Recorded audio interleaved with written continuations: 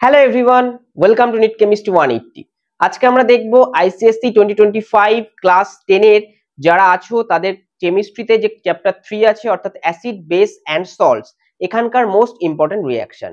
অনেকগুলো রিঅ্যাকশন এই চ্যাপ্টারে আছে, কিন্তু এই চ্যাপ্টারের রিঅ্যাকশনগুলো করতে স্টুডেন্টদের প্রচুর প্রবলেম হয়, অনেকে মুখস্থ করে চলে যায়, ফলে রিঅ্যাকশনগুলো ভুল করে আসে এক্সামে। তো আজকে তোমাদের জন্য আমি স্পেশাল এই ভিডিওটা এনেছি, যাতে তোমাদের এই চ্যাপ্টারের রিঅ্যাকশনগুলো অর্থাৎ মোস্ট ইম্পর্টেন্ট যে রিঅ্যাকশনগুলো আসতে পারে সেগুলো কোনোটাই মুখস্থ করতে না হয়। আমি কিছু ট্রিক তোমাদের শিখিয়ে দেবো, সেই ট্রিকগুলো অ্যাপ্লাই করে তোমরা খুব সহজেই সমস্ত রিঅ্যাকশন সঠিক করে আসতে পারবে। তাই তোমরাও যদি এই চ্যাপ্টারের সমস্যার সম্মুখীন হয়ে থাকো, অবশ্যই আমার ভিডিওটি শেষ পর্যন্ত দেখতে থাকো। আশা করছি এই চ্যাপ্টারের আর যে কোনো রিঅ্যাকশনে কোশ্চেনে তোমাদের সমস্যা হবে না। তো চলো ভিডিওটি শুরু করছি। দেখো ফার্স্ট রিঅ্যাকশন কি বলেছে, reaction of iron with dilute sulphuric acid. Now iron মানে কি Fe প্লাস সালফিউরিক অ্যাসিড মানে H2SO4 অর্থাৎ ডাইলিউট বলেছে। এখানে কি হবে, এখানে আমরা জানি iron is more reactive than hydrogen, তাহলে আয়রনকে কি করবে, এই হাইড্রোজেনকে ডিসপ্লেস করে দেবে। তাহলে ডিসপ্লেস করে দিলে কি পাবো, হাইড্রোজেনের জায়গায় আয়রন চলে আসবে, তাহলে FeSO4 হয়ে যাবে, আর হাইড্রোজেন আমার বাইরে চলে যাবে গ্যাস হিসাবে। Next, sodium thiosulphate is reacted with dilute hydrochloric acid. দেখো থায়ো কথাটার মানে কি, থায়ো কথাটার মানে হচ্ছে সালফার। সোডিয়াম সালফেটের ফর্মুলা আমি জানি কি Na2SO4 sodium sulphate, but sodium thiosulphate মানে কি আরো একটা এস আসবে ইন প্লেস অফ অক্সিজেন। তাহলে Na2SO4 এর জায়গায় আমার যদি আর একটা সালফার আসে তাহলে আমরা পেয়ে যাব Na2S2। অক্সিজেন জায়গায় এসছে, তাহলে SO4 এর জায়গায় কি পেয়ে যাব, SO3। আর কি আছে আমাদের, ডাইলিউট হাইড্রোক্লোরিক অ্যাসিড HCl, দেখো ডাইলিউট আছে।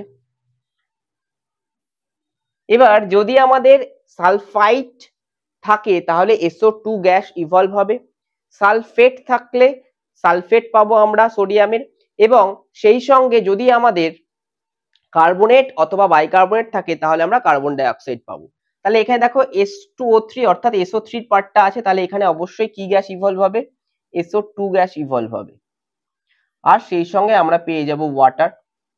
নাও SO3 থাকলে SO2 হয়, কিন্তু H2O3 আছে, তাহলে একটা সালফার এক্সট্রা পড়বে, এই সালফারটা ডিপোজিট হবে, এটার কালার হবে ইয়েলো। নেক্সট আর কি হবে, আর এই সোডিয়াম আছে আর ক্লোরিন আছে, কি হবে, সোডিয়াম ক্লোরাইড তৈরি হয়ে যাবে। এবার যদি ব্যালেন্সিং দেখি, সরি সোডিয়াম ক্লোরাইড, এবার যদি ব্যালেন্সিং দেখি, দেখো দুটো সোডিয়াম আছে, তাহলে এখানে দুটো সোডিয়াম, দুটো ক্লোরিন, তাহলে 2, দেখো ব্যালেন্স হয়ে গেছে।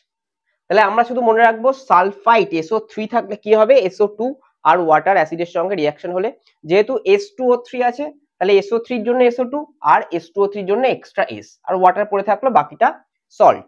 নাও ক্যালসিয়াম বাইকার্বনেট, কার্বনেট আর বাইকার্বনেটের সঙ্গে যদি অ্যাসিডের রিঅ্যাকশন হয় তাহলে সেক্ষেত্রে আমরা কার্বন ডাই অক্সাইড গ্যাস পাবো। ক্যালসিয়াম বাইকার্বনেটের ফর্মুলা কি, CaHCO3 হোল 2, এই হয়ে গেল ক্যালসিয়াম বাইকার্বনেটের ফর্মুলা। এর সঙ্গে কি আছে, ডাইলিউট HCl অর্থাৎ HCl ইন ডাইলিউট ফেজ। তাহলে এখানে কি হবে, দেখো বাইকার্বনেট আছে, এখান থেকে HCO3 আছে, তাহলে কি গ্যাস ইভলভ হবে, CO2, তার সঙ্গে পেয়ে যাব আমরা ওয়াটার, আর বাদ বাকিটা সল্ট। বাদ বাকিটা সল্ট মানে ক্যালসিয়াম আর ক্লোরিনের সল্ট হবে, ক্যালসিয়াম আর ক্লোরিন কি সল্ট দেবে, CaCl2। নাও দেখো এখানে কটা ক্লোরিন হয়েছে, এখানে দুটো ক্লোরিন হয়েছে, তাহলে এখানে অবশ্যই 2 বসে যাবে। এরপরে কি আছে, দেখো দুটো কার্বন আছে এখানে, তাহলে এখানেও 2 বসে যাবে। এবার দেখো কটা হাইড্রোজেন হয়েছে, 2 আর 2 4টে, তাহলে এখানেও 2 বসে যাবে। Next, dilute sulphuric acid poured over sodium sulphide, যখনই সালফাইড থাকবে তখন কি গ্যাস ইভলভ হবে বলেছি, SO2, আর যদি কার্বনেট বাইকার্বনেট থাকে তাহলে CO2।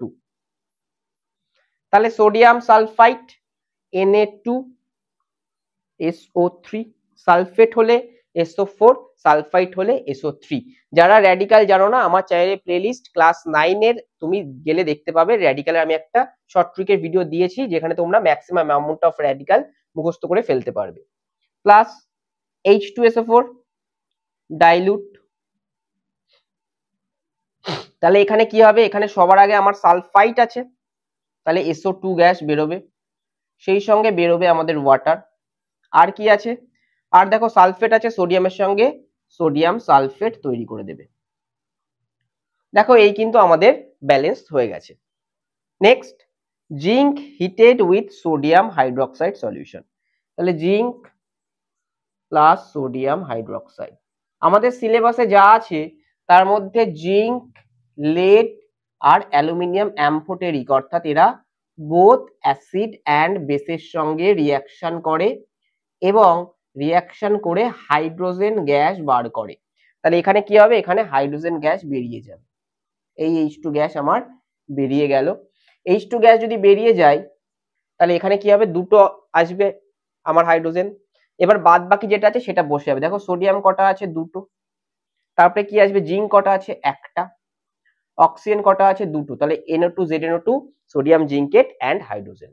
এই অবধি আমরা বেশ কিছু রিয়াকশন দেখলাম, এরপরেও আমরা আরো কিছু রিয়াকশন দেখে নেব। তো পরের বেশ কিছু রিয়াকশন আমরা দেখে নেব।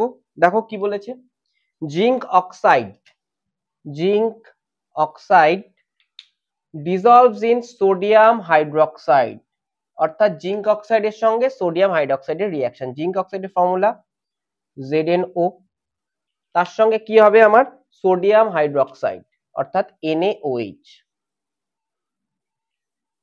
এই রিয়াকশনে আমার প্রোডাক্ট কি আসবে, দেখো আমাদের তিনটে অ্যাম্ফোটেরিক অক্সাইড সিলেবাসে আছে, জিঙ্ক অক্সাইড, lead অক্সাইড আর অ্যালুমিনিয়াম অক্সাইড।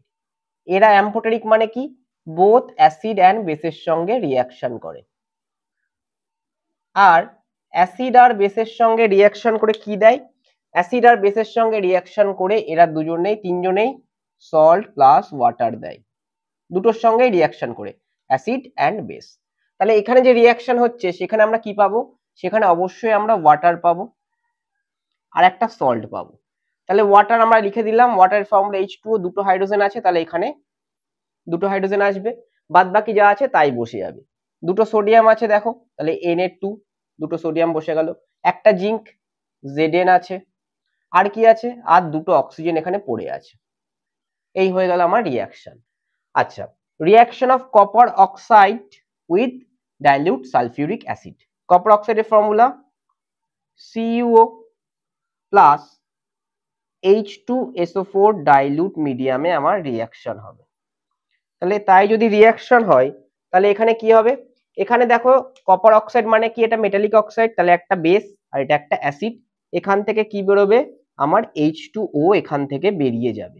তাহলে এই H2O যদি বেরিয়ে যায় তাহলে H2O বেরিয়ে গেল, তাহলে কি পড়ে থাকলো, পড়ে থাকলো আমার কপার আর সালফেট, তাহলে এখানে থাকবে Cu আর SO4। Next, iron 3 chloride preparation from iron. Iron 3 chloride preparation from iron মানে কি, আয়রন লাগবে, আর কি লাগবে, আর ক্লোরিন লাগবে। নাও আয়রন 3 ক্লোরাইড মানে কি, Fe, তার ভ্যালেন্সি 3, তাহলে FeCl3, কারণ ক্লোরিনের ভ্যালেন্সি 1। এবার এটাকে আমাকে ব্যালেন্স করতে হবে, দেখো এখানে তিনটে ক্লোরিন আছে, এখানে দুটো, তাহলে ব্যালেন্স করতে গেলে এখানে 2 লাগবে, 6টা হয়ে গেল, এখানে 3টে লাগবে, দুটো আয়রন, তাহলে এখানে দুটো আয়রন। এই কোশ্চেনটা আরেকভাবে আসতে পারে যে ডাইরেক্ট কম্বিনেশন মেথডে প্রিপেয়ার করা হয় এরকম একটি সল্টের এক্সাম্পল দাও, তাহলে সেখানে আমাদের তিনটে এক্সাম্পল দেওয়া যেতে পারে, একটা NaCl, একটা AlCl3 আর একটা FeCl3। তোমরা দেখবে বইতে চার্ট করে দেওয়া আছে বাদিকে সল্টের ক্ষেত্রে প্রিপারেশন মেথডে, যেখানে double decomposition, displacement, direct combination বা সিনথেসিস মেথড প্রিপারেশন, সেখানে দেখবে FeCl3 আমাদের একটা এক্সাম্পল আছে। Next, copper two sulphate from copper carbonate, আমাদেরকে প্রিপেয়ার করতে হবে copper two sulphate from copper carbonate. তাহলে কপার কার্বনেটের ফর্মুলা কি, CuCO3, সেখান থেকে আমাদের প্রিপেয়ার করতে হবে কি, কপার সালফেট। তাহলে বুঝতেই পারছি আমাদের একটা সালফেট আনতে হবে, তাহলে সালফেট আনতে গেলে কোন অ্যাসিড লাগবে, সালফিউরিক অ্যাসিড। নাও এখানে কি আছে, কার্বনেট আছে, কার্বনেটের সঙ্গে কার রিয়াকশন হচ্ছে, অ্যাসিডের, তাহলে অবশ্যই এখান থেকে কার্বন ডাই অক্সাইড গ্যাস বেরোবে। তাহলে আমরা প্রোডাক্টে কি পাবো, প্রোডাক্টে আমরা একটা কার্বন ডাই অক্সাইড গ্যাস পাবো আর একটা ওয়াটার মলিকুল পাবো। একটু আগে বললাম যে কার্বনেট আর বাইকার্বনেটের সঙ্গে রিয়াকশন করলে অ্যাসিডে আমরা কি পাই, কার্বন ডাই অক্সাইড গ্যাস পাই। কার্বন ডাই অক্সাইড গ্যাসের আইডেন্টিফিকেশন কি, colourless, odourless, turns lime water milky. ব্যাস এই হচ্ছে আমাদের মোটামুটি অ্যাসিড বেস থেকে রিয়াকশন। বেসের থেকে আরো কিছু রিয়াকশন আছে যেটা একটা ভিডিওতে সম্ভব নয়, লেংদি হয়ে যাবে, আমি পরে ভিডিওতে তোমাদের দেখাবো।